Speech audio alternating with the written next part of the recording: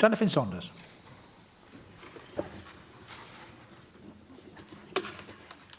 Diolch, Deputy Lewis.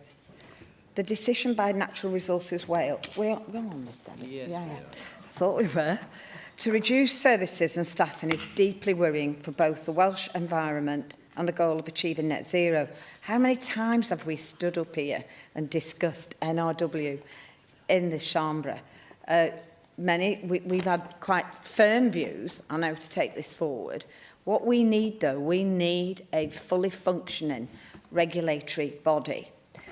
The 2023 State of the Nature report shows that 1 in 6 species in Wales, including plants and animals, are at risk of extinction. 380 species since '94 have declined by an average of 20%, reflecting a global crisis where around 1 million species face threats, as outlined in the 2025 State of Natural Resources report. NRW here in Wales plays a vital role in addressing this decline, yet they are under severe pressures, their resources are very stretched, and by their own admission, they have numerous vacant posts that they now cannot fill, but also they're just so under-resourced and understaffed. The loss of over 200 jobs hardly helps, it just adds pressure to Wales's environmental sector, making it much harder to meet those nature recovery and sustainable targets when 1 in 6 species are already at risk. And I have to thank all the stakeholders who attended my climate change roundtable this morning. We had a fantastic discussion, but there was joined up thinking across the board. We've got to do something. Despite the promise of groundbreaking legislation such as the Environment Wales Act 2016, the lack of staffing and resources has hindered meaningful progress. And only yesterday in this chamber, I had to raise the fact that during a time of crisis for our farmers, when they couldn't obtain any water extraction from the River Conway to water their livestock, we had mixed messaging from NRW. And that shouldn't be the case. When members of the public, our community, farmers in particular, residents approach NRW for what is solid and firm advice they need at a time of crisis, the answers were just not there. The sustainable management of natural resources framework, when conceptually innovative, suffers from weak implementation and outdated policies, such as the Natural Resources Policy. Similarly, key initiatives like the Nature Recovery Action Plan, which is essential for halting biodiversity loss by 2030, remains incomplete, no actual ambition, and is massively underfunded. These setbacks highlight the broader issue of chronic underinvestment in nature recovery, a challenge that will clearly be further intensified by NRW's case for change.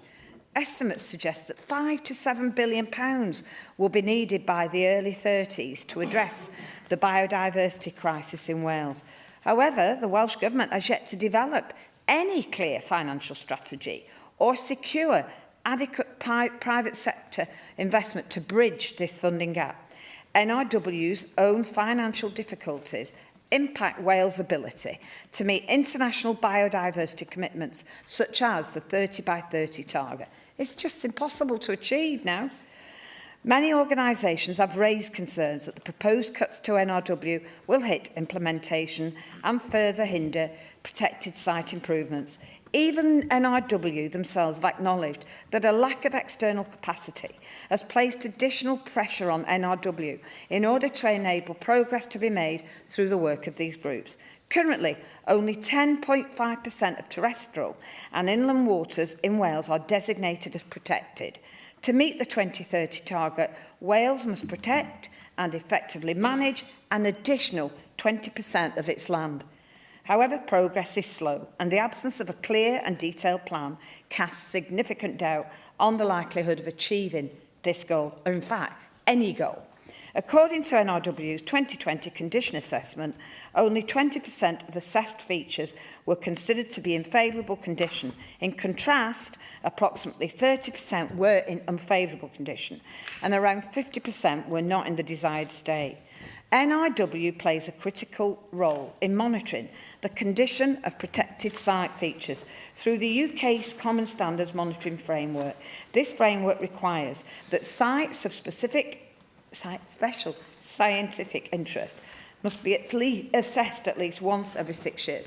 And I have to say... You need to conclude now, please. I will do.